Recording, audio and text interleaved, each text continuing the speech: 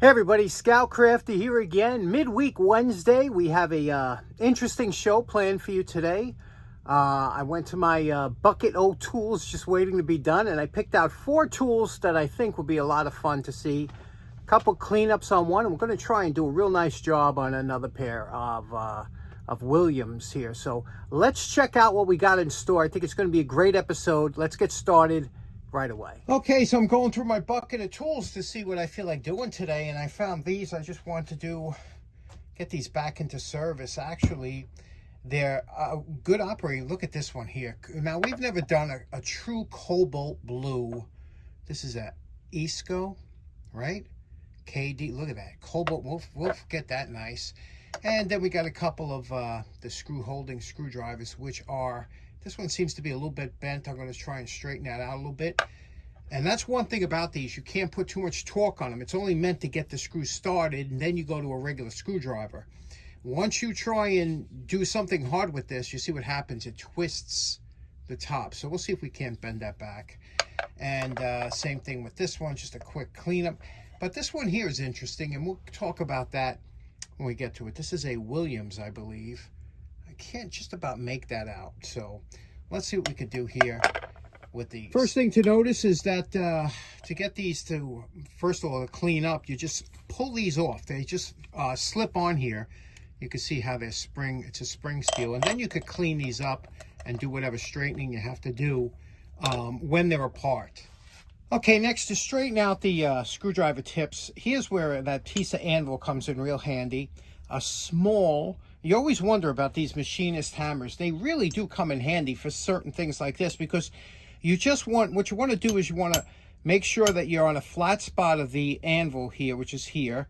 Press it down, separate it a little bit like this, and then when you strike, you want to kind of strike in a downward force and keep checking your progress, flipping it over until this comes straightened out. It doesn't take a lot, but a lot of little taps will do it. Okay, here we go. We straightened it out. You can see it's nice and straight now. It works the way it's supposed to. You know, these little hammers, a lot of times people think they're cute, they're joking, they're toys. They're far from it. I've used these so many times for lathe work and things like that.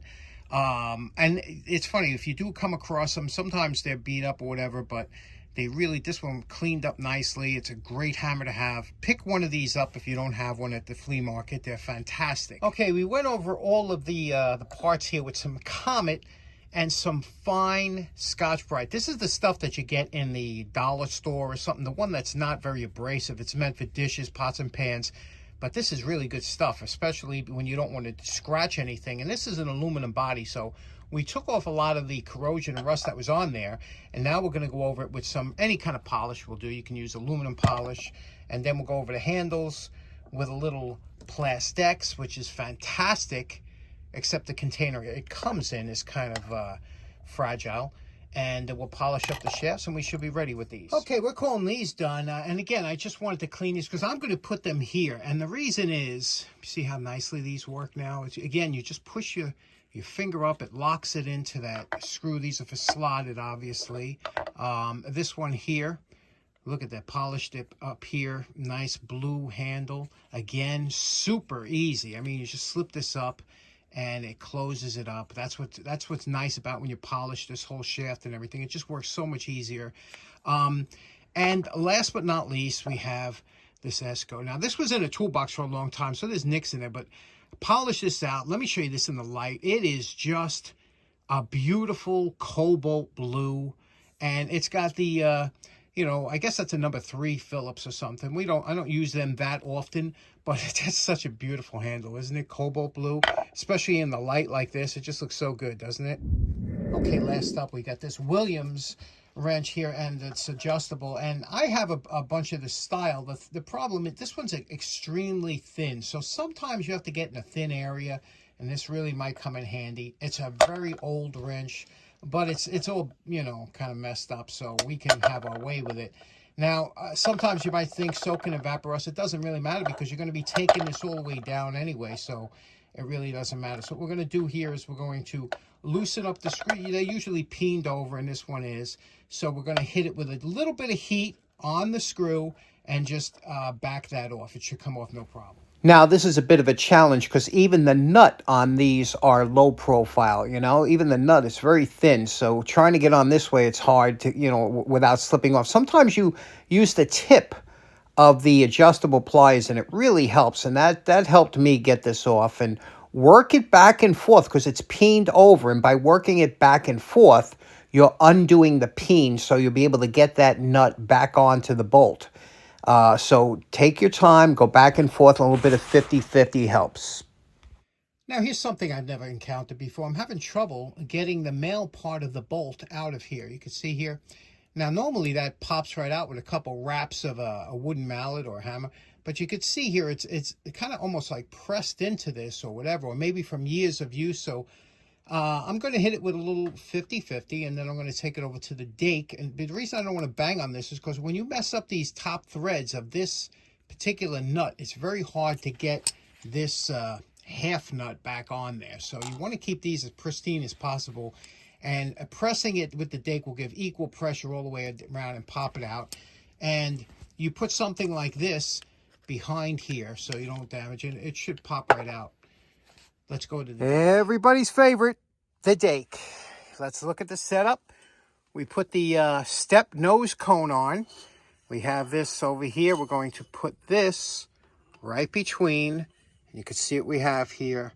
And that should do a nice job in popping that out. Now, I know what you're thinking. You're probably saying, do you really need a dake for this? Absolutely not. But come on. It's not. Is this not one of the most fun machines to play with in the shop? We have it centered there. We're just going to bring this down. We've sprayed it with 50-50 already. It's locked in. Let's see if it'll come out now. Oh, there we go. We got movement. And Bob's your uncle. Look at that. Easy peasy. Okay, now that everything's apart, let's take it over to the wire brush, because especially we don't want to lose that name, that Williams, you know.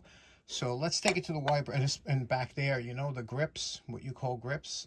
Let's do Okay, we're ready for our post-wire brush evaluation. I spent an extra long time, over 25 minutes, to get these to look like this. And you could see this is the Williams model 1520 slip groove pliers, if you would call them.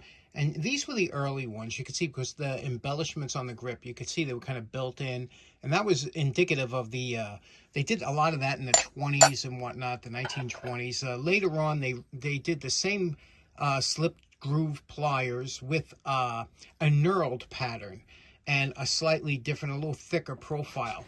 But again, these were, back in the day, these were considered high-end quality pliers because of the steel they were made from. Let me show you what I mean.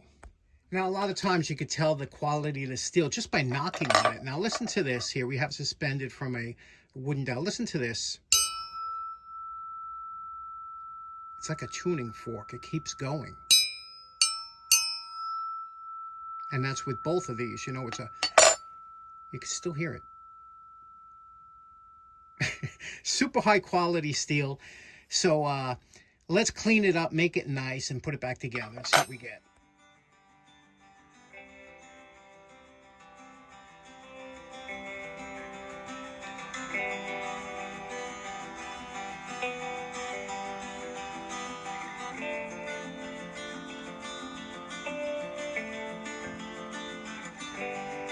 Now, you know my favorite part. Remember what these Williams pliers look like before we started. And we're calling this project done. Wow, look at how these turned out, huh? Just a testament to good steel. You know, there we go. Williams 1520. You can see what we did here.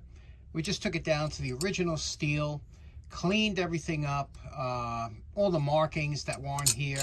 It works beautifully, you know. And what's so nice, like I said, about this style, the 1520, compared to, let's say, the standard, you know, you have the standard grip ones, is the thickness, you see? And this is a smaller wrench, and look at the thickness, the difference. So if you grab onto a nut here, like this, and even with the bolt and everything, you see, you know, you're almost flush with the top of the nut.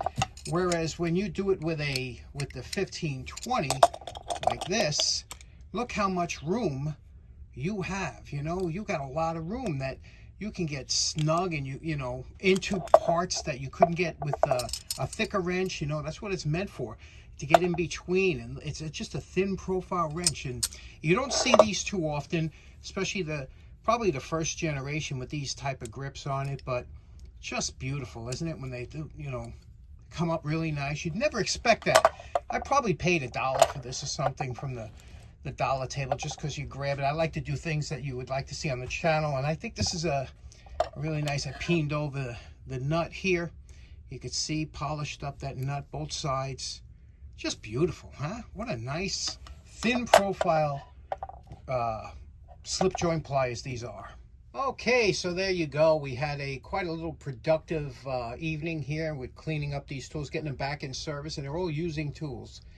So I hope you enjoyed these. Okay, so in closing, kind of a short one today, but man, we got a lot done, didn't we? And all good projects. I'll tell you, those Williams, really, that was a nice turnaround from what they looked like before. I never, even myself sometimes, so I surprise myself sometimes with how they come out, because again, you're working with good steel, and some of that steel, especially from the 20s, I always tell you, that stuff is golden.